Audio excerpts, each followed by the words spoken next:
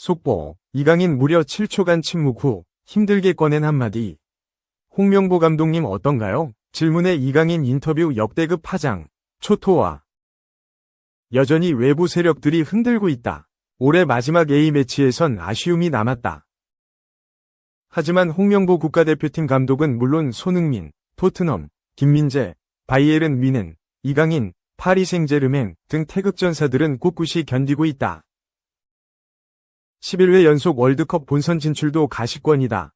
홍명보가 올해 여정을 모두 마무리했다. 해외파들은 소속팀으로 복귀했고 홍 감독을 비롯해 K리거들은 21일 귀국했다.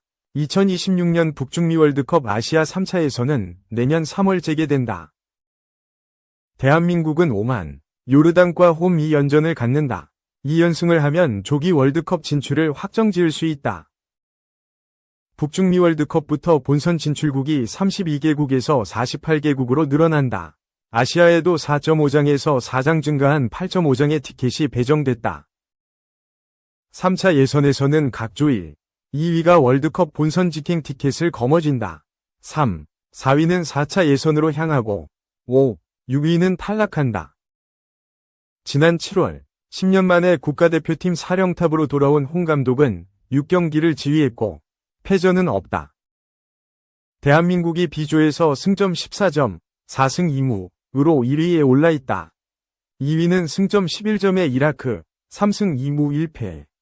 3위는 승점 9점의 요르단, 2승 3무 1패이다. 홍 감독은 인천공항 입국장에서 가진 인터뷰에서 이번 2연전의 경우 모두 원정 경기였고 나름대로 준비는 했지만 어려울 것으로 예상했다. 마지막 경기에서 결과를 얻었으면 좋았을 것 같은데 결과를 얻지 못한 것에는 조금 아쉬움이 있지만 우리 선수들이 이번 2연전에 준비했던 것은 잘 나타났다. 물론 아직 부족한 점이 있지만 내년 3월에는 더 잘 준비해야 한다고 밝혔다. 홍명보는 11월 A매치 2연전에서 1승 1무를 기록했다. 쿠웨이트와의 5차전에 선 3대1로 완승했지만 팔레스타인과의 6차전에서는 1대1로 비겼다. 홍 감독은 역시 밀집 수비를 깨지 못한 것은 아쉬움이 있다. 깨는 방법은 있지만 아무래도 찾기에는 시간이 걸린다. 되돌아보면 아쉬운 장면도 몇 장면 있다. 솔직히 말하면 실점 장면도 아쉬움이 있다. 그런 부분들도 이겨내야 하는 부분이다. 앞으로도 준비를 더 철저히 해야 한다고 강조했다. 그리고 부임한 후 한 가지, 월드컵 예선 통과에 포커스를 맞췄다. 그 외 다른 생각을 하지 않고 있다고 말했다. 주위의 시선에는 눈 돌릴 여유가 없다는 이야기다. 이강인은 2차 예선 6경기에서 4골 -3도움을 기록했다. 하지만 3차 예선에서는 단 1개의 도움만 기록했다. 답답할 수 있는 상황이지만 이강인은 담담하다. 그는 언젠간 골도 들어가고 어시스트도 할 거라고 믿고 있다.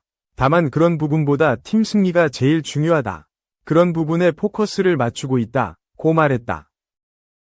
홍 감독도 이강인은 우리 팀에 굉장히 중요한 선수다. 살아나야 더 좋은 플레이를 할 수 있다.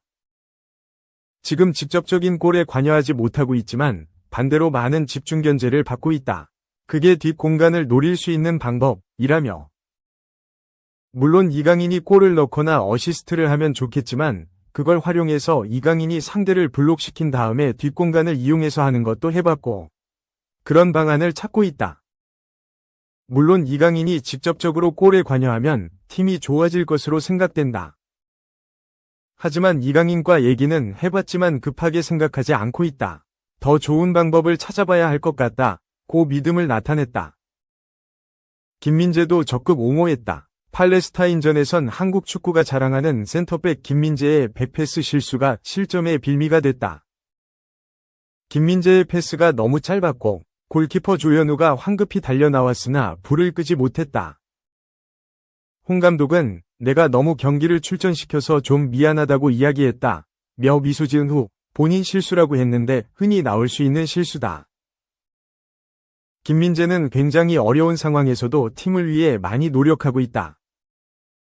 수비수 입장에서 나올 수 있는 실수지만 빨리 털고 이제 팀에 돌아가서 경기해야 한다. 좋은 모습을 보였으면 좋겠다. 실수를 했지만 그 외에 팀을 위해 보여준 긍정적인 부분이 훨씬 더 많다. 앞으로도 김민재는 중요한 역할을 할 것이라고 말했다. 홍 감독은 또 힘든 여정이었다. 선수들이 잘 이겨내줬다. 어려운 상황이었고 유럽에서 왔다 갔다 하면서 시차나 컨디션, 부상이나 이런 것들을 감안하면 선수들이 팀에 와서 잘 해줘서 잘 견뎠다고 생각이 든다고 했다. 물론 여전히 갈 길은 멀다. 홍 감독은 부족한 점들은 많이 보완해야 할 것이다. 세트 플레이도 마찬가지다. 다만 시간적인 것이 가장 큰 문제다. 처음 시작했을 때보다 지금은 조금씩 많이 나아졌다고 생각된다. 선수들이 서로 소통하면서 하는 부분이 나아졌다. 그러나 좀 더 강한 상대를 하기에는 지금으로는 부족하다. 시간에 비해서는 수비 조직적인 부분이 굉장히 많은 발전이 있다고 생각한다. 지금보다 높은 수준으로 올라가기 위해서는 좀 더 많은 보완이 필요할 거라고 생각한다. 고 설명했다. 그리고 우리 선수들이 9월부터 시작해 6경기를 했는데 많은 시간은 아니지만 굉장히 훈련이나 경기에 임하는 자세가 좋았다. 내가 팀을 맡으면서 특별히 선수들에게 주문하지 않았지만 우리 선수들이 자기 위치에서 어떤 역할, 무엇을 해야 하는지 명확히 알고 있다. 긍정적인 부분들을 많이 봤다. 득점 루트가 한 선수가 아닌 다양해진 것도 긍정적이다. 조직적인 면에서 훈련 시간보다 공격과 수비를 나눌 수 없지만 전체적으로 좋은 밸런스를 유지하면서 경기를 했다고 생각이 든다고 평가했다. 내년 3월은 또 다른 도전이다. 홍 감독은 선수 구성이 굉장히 중요하다. 내년 3월이면 K리그가 시작된 지 얼마 되지 않아 경기력을 유심히 관찰해야 한다. 유럽에는 선수들은 체력적으로 어려운 시기다. 그런 부분들도 면밀히 봐야 한다. 고 덧붙였다. 역시 세계 1위 김민재, 콤파니 감독 공개 칭찬, 위심의 여지 없는 강력한 수비수, 오른쪽 화살표 디렉터도 신뢰에 보답했다. 바이에른 뮌헨의 뱅상 콤파니 감독과 막스 에베를 디렉터가 김민재의 기량 향상을 칭찬했다.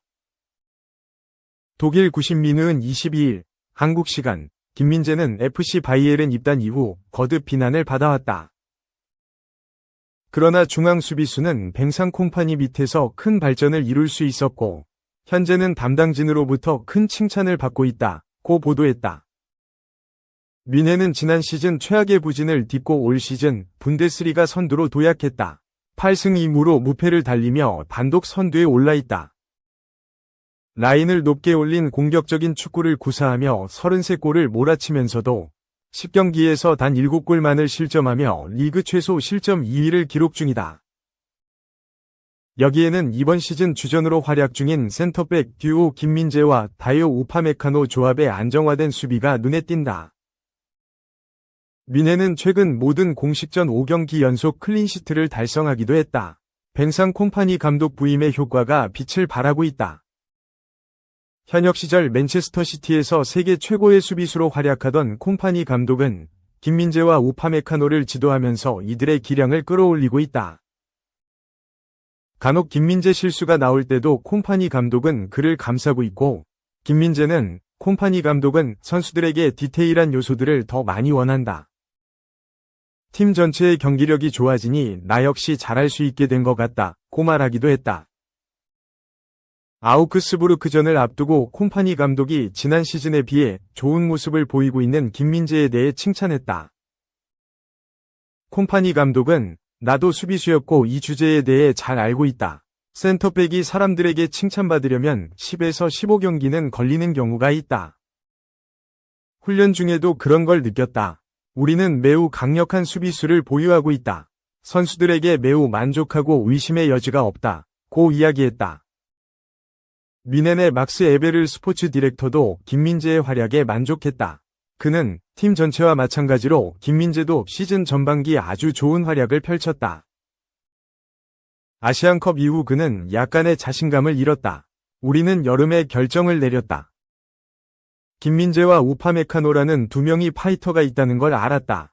그들은 신뢰에 보답했다. 김민재도 경기에 적응하고 있다. 고 전했다. 기록에서도 김민재의 올 시즌 활약상이 두드러지고 있다. 축구 통계 매체 옵타는 유럽 축구연맹, 우에파 챔피언스 리그, UCL에서 김민재가 벤피카전에 기록한 패스맵을 공개하면서 김민재는 벤피카를 상대로 패스 113개를 모두 성공시켰다. 이는 2003에서 24시즌 이후 챔피언스리그 경기에서 최다 성공 패스 기록에 해당된다. 고 조명했다. 전세계 센터백 중 1위에 올랐다는 사실까지 알려졌다. 국제축구연맹, 피파, 산하 국제스포츠연구센터 축구연구소, CIES가 공개한 올 시즌 최고의 활약을 펼친 중앙수비수 포지션에서 김민재가 100점 만점에 91.1점을 받아 가장 높은 순위를 기록했다. 축구 통계 매체 데이터 MB가 공개한 유럽 5대 리그 90분당 최다 패스 시도 기록에서도 김민재가 90분당 97.61회로 2위에 올랐다. 3. 올해 A매치 마친 손흥민, 토트넘에서 좋은 모습 보이겠다. 팬 응원의 행복. 손흥민은 21일 한국 시간 자신의 소셜미디어 계정에 11월 중동 2연전에 응원을 보내준 팬들에게 감사함을 담은 글을 썼다. 손흥민은 10월 A매치엔 허벅지 부상으로 인해 출전하지 못했지만 11월 A매치 2경기는 무리 없이 소화했다. 그는 지난 14일 쿠웨이트 원정 경기에서 페널티킥 득점을 기록하며 팀의 3에서 1승리를 이끌었다. 손흥민은 후반 18분 배준호와 교체되며 경기를 마무리했다. 이어 19일 요르단에서 열린 팔레스타인과의 경기에서는 풀타임을 소화하며 1에서 1동점골을 기록했다. 한국은 1에서 1 무승부로 경기를 마쳤다. 한국은 3차 예선 6경기에서 4승 2무를 기록하며 승점 14로 B조 1위를 지켰다. 손흥민은 팔레스타인과의 무승부에 아쉬움을 표하면서도 상대를 존중하는 모습을 보였다. 경기 직후 인터뷰에서 그는 힘든 상황 속에서도 최선을 다한 팔레스타인 선수들에게 박수를 보내고 싶다. 그들의 열정에서 배울 점이 있다. 라며 상대를 칭찬했다. 팔레스타인은 국내에서 경기를 치를 수 없는 상황 속에서도 최선을 다해 한국과 1에서 1 무승부를 이끌어냈다. 경기 전 양팀 선수들은 전쟁 희생자를 기리며 묵념했다. 팔레스타인전 득점으로 손흥민은 A매치 통산 51호 골을 기록하며 한국 A매치 최다 득점 2위에 올랐다. 황선홍 감독을 넘어섰으며 차범근 전 감독과는 7골 차이다. 또한 2024년에만 A매치 10골을 기록하며 처음으로 한 해 두 자릿수 A매치 득점을 달성했다. 손흥민은 올 한 해 대표팀 생활이 행복했다. 비록 마지막 경기에서 승리하지 못해 아쉽지만 이 아쉬움이 더 큰 동기부여가 될 것이라 믿는다. 라며 두 번의 원정 경기에서도 팬 여러분 덕분에 즐겁고 행복하게 경기를 치를 수 있었다. 소속팀에서 좋은 모습으로 다시 찾아뵙겠다. 3월에는 대표팀에서 다시 만나길 기대한다. 진심으로 감사드린다. 대한민국 최고! 라고 하트 이모지를 덧붙였다.